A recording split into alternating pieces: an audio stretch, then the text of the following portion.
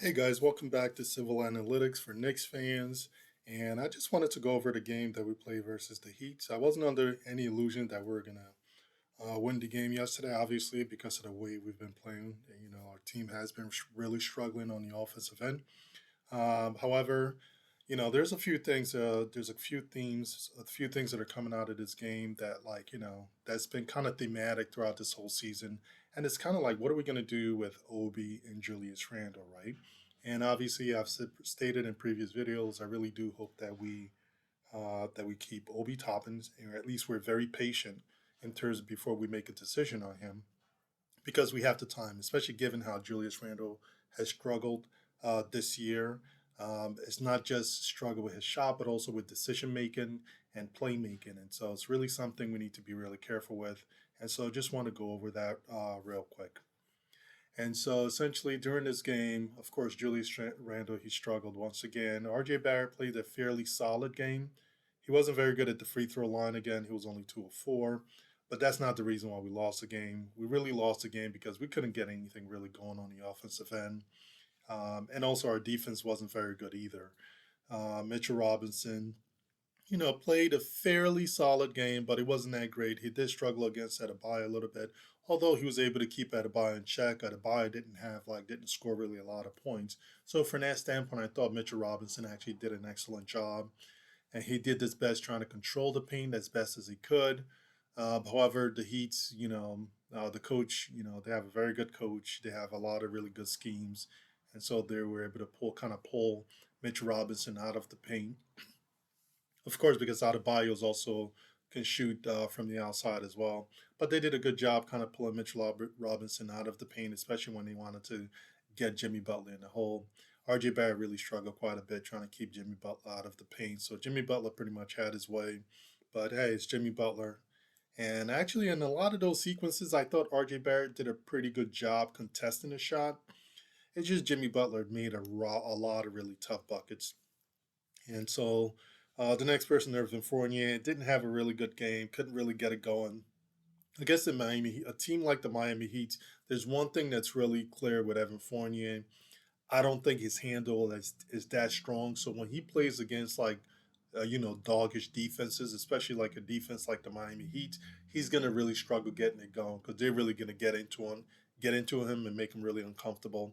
So he struggled putting the ball on the floor and really creating. So that was pretty much it for Evan Fournier. Kemba Walker, he wasn't. I didn't think he was that terrible, but he didn't shoot very well either. He couldn't really get it going. He played 18 minutes, which is good. You really don't want to play Kemba Walker over 20 minutes. And I've kind of noticed that actually since he came back into the lineup recently. He hasn't really played much over 20 minutes. And I think that's actually a pretty good job by Tom Thibodeau. Alec Burks, although he played only 15 minutes, uh, you know, what do you expect? I've been saying this about Alec Burks all year. He's extremely inconsistent. He had a great run in the second half of last year, and but he's always been a very inconsistent player, and so it is what it is. So he shot 1 of 8. I think he's played. I think this might be his fifth or sixth game in a row where he just had where he shot like maybe 20% from the field or something like that. So it's Alec Burks. That's just how he plays. Taj Gibson. Again, what can I say? He's always in a great position, but I really do think we should not be playing Taj Gibson. Quinn Grimes, couldn't really get it going today. Was only 2 of 6 from the field, but he played pretty solid defense along with the second unit. And Emmanuel quickly actually had a pretty good game today. He saw that the team needed a spark, and he actually came out aggressive, and so I really like that about Emmanuel quickly. So he did a much better job. I felt like he did a much better job today, running the second team. He has 7 assists, and he made some really good decisions today. Obi Toppins, very efficient from the field once again. He makes really good decisions. It's almost like he's like the opposite. It's so crazy. I feel like in a lot of ways, I'm not gonna say he's a total. Well, I would say he's kind of the total opposite of Julius Randle in a lot of ways. He moves well without the ball. Makes really good decisions.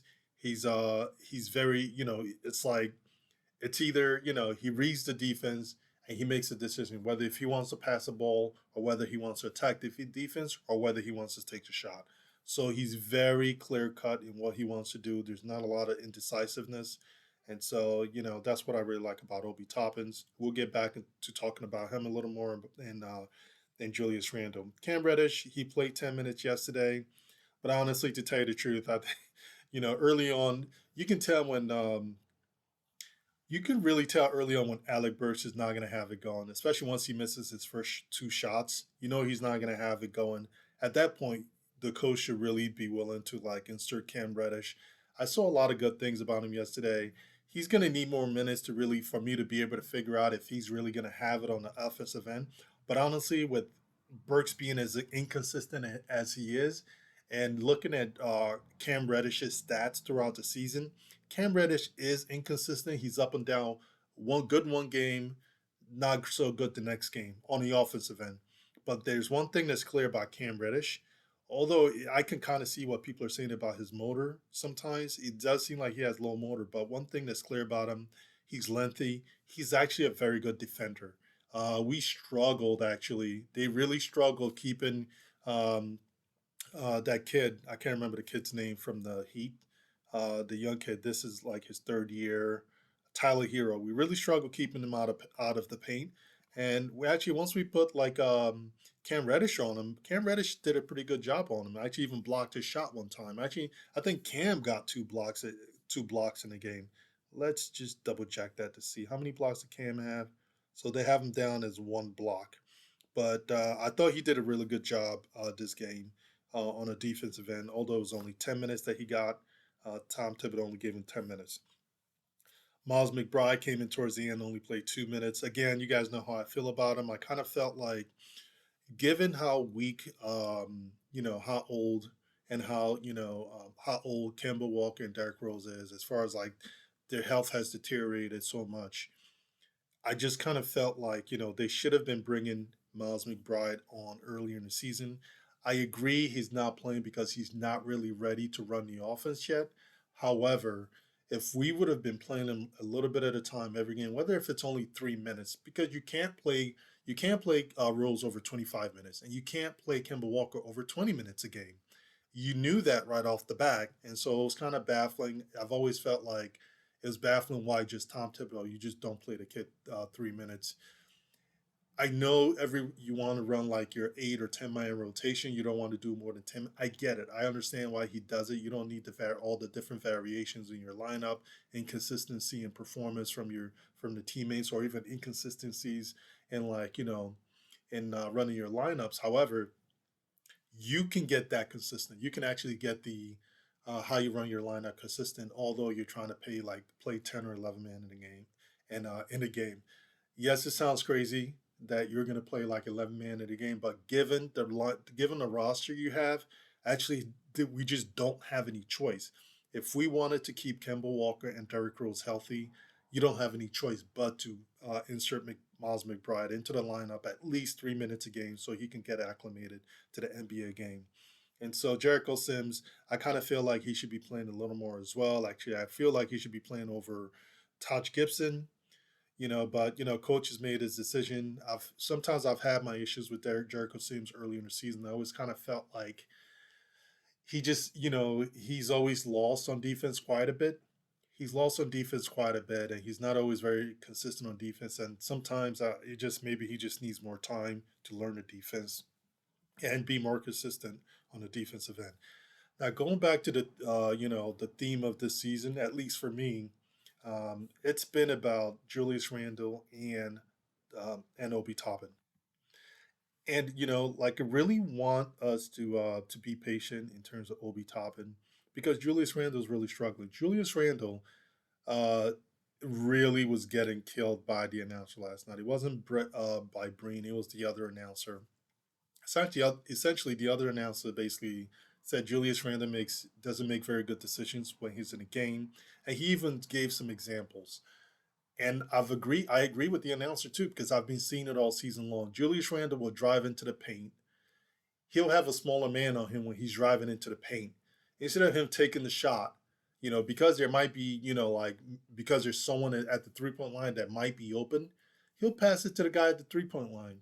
If you're in the paint, you should take that shot, even especially if you got a smaller player on you, or if you're wide open. And so yesterday, one of the announcer had enough essentially and said he doesn't understand why Julius Randle make these kind of bad decisions. He drove by his man, right, and then he was able to fake out the big in the lane, so he had an open layup, and he passes it out to the 3 point line, and of course the shooter misses it. And he's been doing that the whole season. That just doesn't make any sense. Obi Toppin, he just it's like different. Obi Toppin is very decisive in what he wants to do. Once he reads the defense, he knows whether he wants to shoot, attack the basket, or if he wants to pass the ball. And whatever he wants to do, he does it, right? Whatever he reads the defense, he always reads the defense and makes the correct play. Early in the season, he didn't want to take a shot because his shot was off, especially the 3 point shot. But now, since his 3 point shot hasn't fallen the last few games, it's been a lot better. Even when the 3 point shot wasn't falling, he still was making better decisions than Julius Randle, if you think about it. He's just a more efficient player. He's shooting very efficient from the field. He shoots, I think he's like maybe 53% from the field for the year. He's averaging like 7 or 8 points or something like that. But that's because he doesn't play a lot of minutes. What is he playing like? Maybe, I think he's playing like, I'm not sure how many minutes he's playing this year. I think it's less than 15 minutes. And he really should be playing more minutes this season. But it is what it is. And so Tom Thibodeau, I'm seeing to limitations in his offense. We're just way too predictable. And I'm wondering if it's because his offense is just way too predictable.